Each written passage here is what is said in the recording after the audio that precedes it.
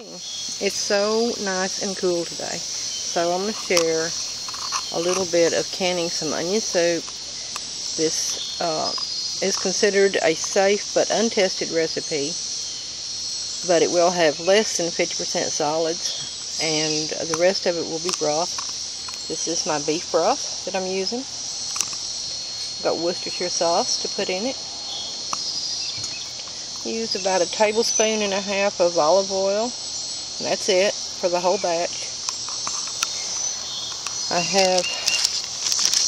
Yesterday I sliced up my onions to get ready for this, and this morning I picked some fresh thyme to throw in there. It only calls for a couple of teaspoons in the whole batch. It's supposed to make 7 pints. It might make more or less than that, I don't know. Sometimes the measurements are a little off on things, but it does call for a package of beefy onion soup mix and some beef bouillon. I don't have either one of those. So what I'm going to be doing is making up the rest, since you have to add water anyway. Be quiet, little goat. I'm making up the rest with the broth, and this is a fat-free broth. I already put some of the olive oil into this wide pan. That's what I'll use to caramelize the onions.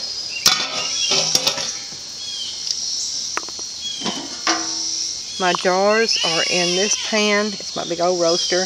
Got jars, lids, and rings in here. I set it up to about 200 so that they won't boil, but they will get plenty hot, so that when I get ready to put the hot soup in there, they won't break due to thermal shock. I always heat my lids and rings too, so that everything is in a similar expanded, heated state when it's put together.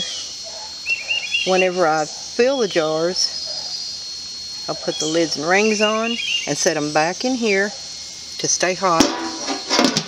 When I get all the lids, all the jars filled, I'll put them in this canner. I think I might, if I make enough, I'm going to double stack.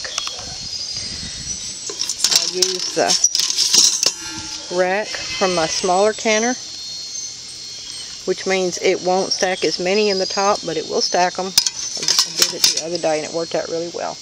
I've got a few tools out here. Here's my funnel.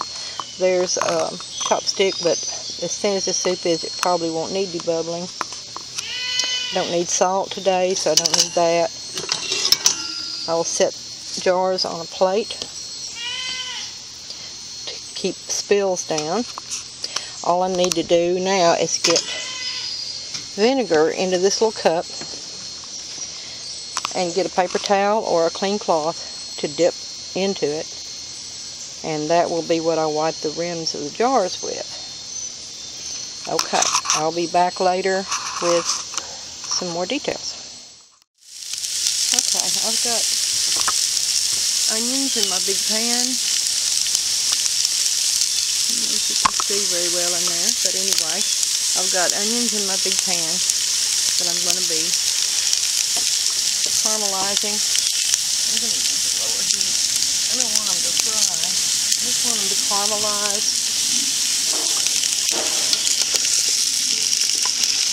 and get clear.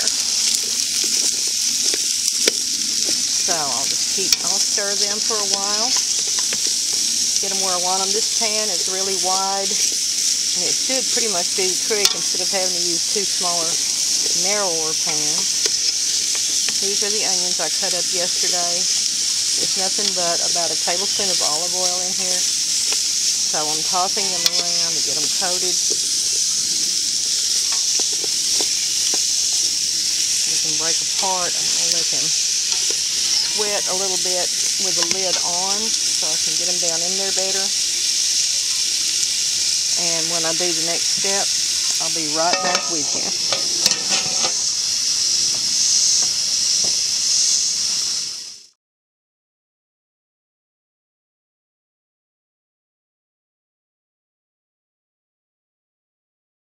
Okay, it's pretty much sweated down and caramelized. And you can see the middle is hotter, so it's getting more caramelized. But I'm ready now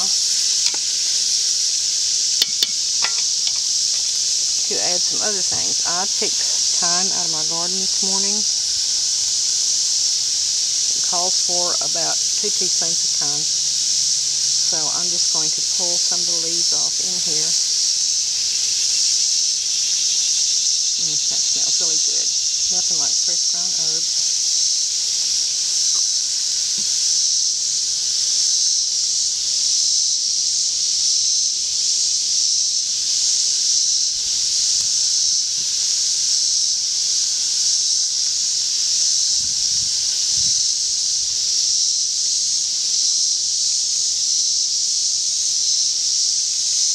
Strip off the leaves. When I dry my herbs, I don't crush them or anything. I don't crush them until I'm ready to use them.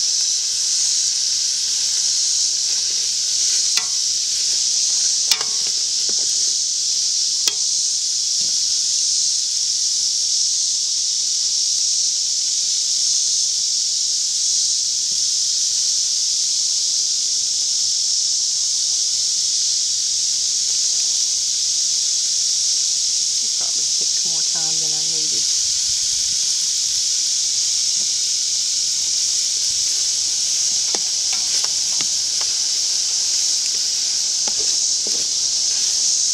Let the herbs break down just a little bit, release their oils, their flavor. Doesn't take much for that. Now the recipe just called for labels coming off, splashes of Worcestershire, so that's what I want to do. These are the splashes, just get some flavor and color.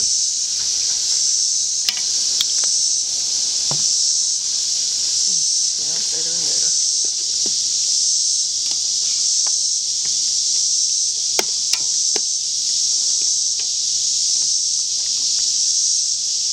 I'm going to be adding some of my home-dried onions too, since it did call for onion soup mix, which I did not have. I'm just going to put all 4 quarts of the beef broth in here.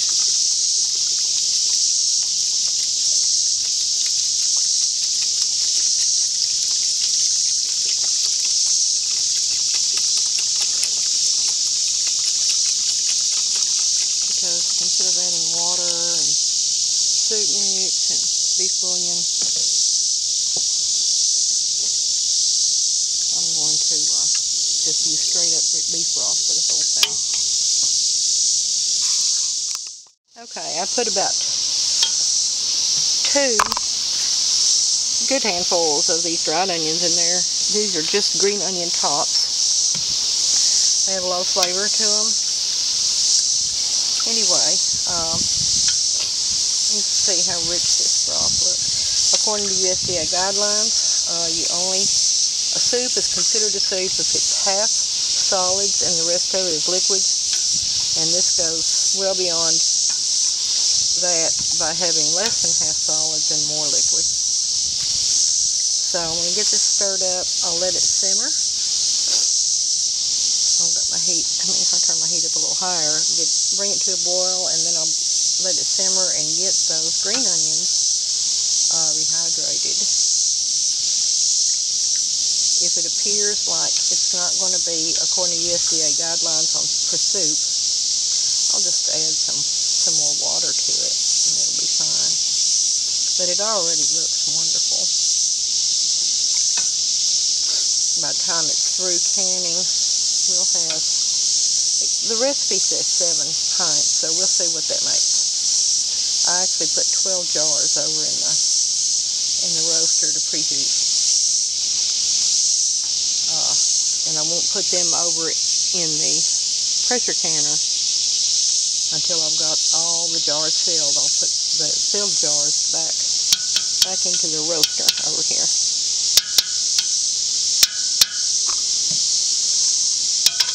Okay, I'll bring you back when I get ready to start filling jars.